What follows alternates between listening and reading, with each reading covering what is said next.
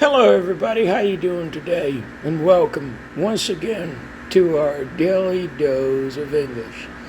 Today, as usual, we're going to talk about an expression, a phrasal verb, and a business vocabulary. The expression of the day is to have bigger fish to fry. The phrasal verb is carry on, and the business vocabulary is to assume. At the end, as usual, I'll give you some tips on pronunciation, grammar, whatever I think may help you in your journey to speak English better.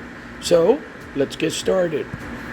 The expression of the day today is the expression to have bigger fish to fry.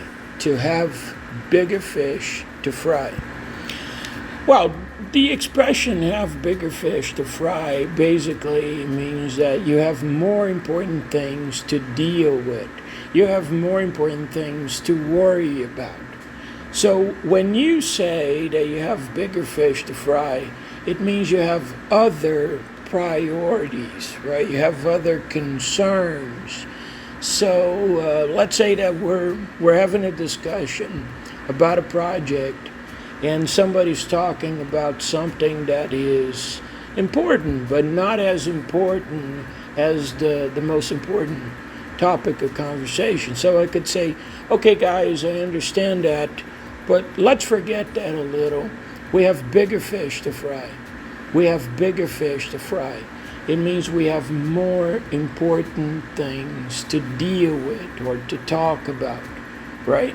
So that's the situation. So it's a common expression. You can use it. It's a very native-like expression in English. The phrasal verb of the day is the phrasal verb carry on. Carry on. Carry on basically means to continue, to move ahead, or to do something. It is to continue, to move on with your life, with your activities. Anyway, carry on, right? So I know what happened was bad, but we have to carry on. It means we have to keep moving, right? As Johnny Walker would say, we have to keep moving, have to keep walking, right? That's what the Johnny Walker whiskey slogan is, keep walking. So the idea of carry on is that. So when something bad happens in your life, you absorb, you take the hit, right? You process, and you carry on. You keep going, you keep moving, right? We have to carry on. For the business vocabulary today, I have the word assume. Assume basically means to presume something, right? So when I assume something, it means that I am thinking that that is true or not.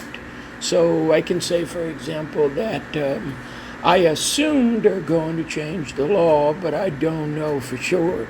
So I think they're going to change the law. I hope they change the law. I am expecting it, but I don't know for sure. So to assume is to have assumptions about someone or something, is to presume, right? So in project management, for example, there is an item in project management that we call assumptions, right? Assumptions are the things that we think about the project that could go right or wrong. We call these assumptions. So let's say we're talking about somebody else, and I can say, well, I assume they're gonna do it. It means I think they're gonna do it. Okay? So that's the basic idea. Now, at the end of our podcast today, I want to talk to you about the differences between two words that people from Brazil, specifically from Brazil, they kind of get them mixed up, they get them confused.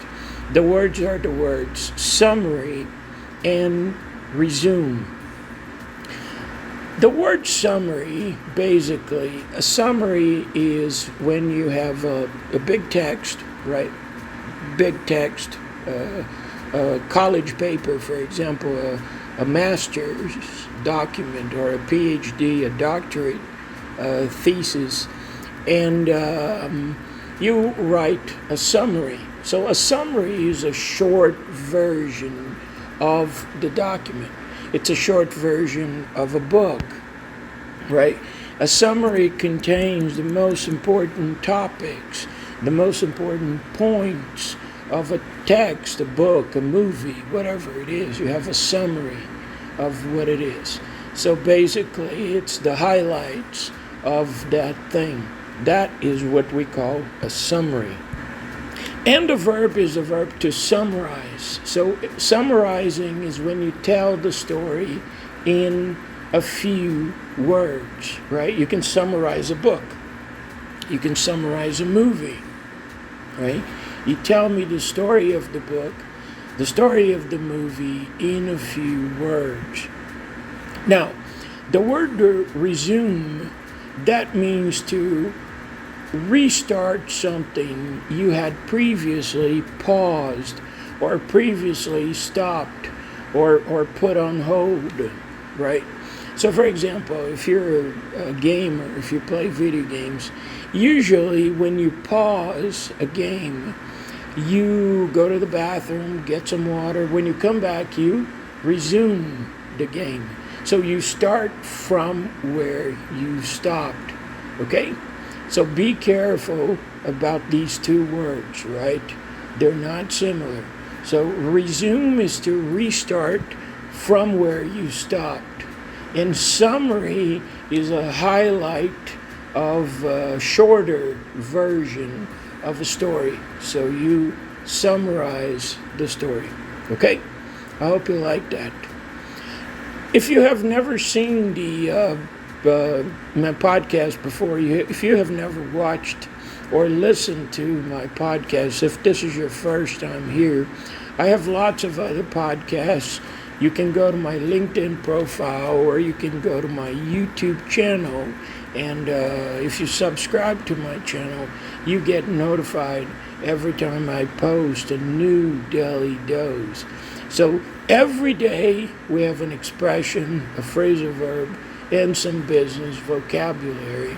And we talk about news and English tips at the end.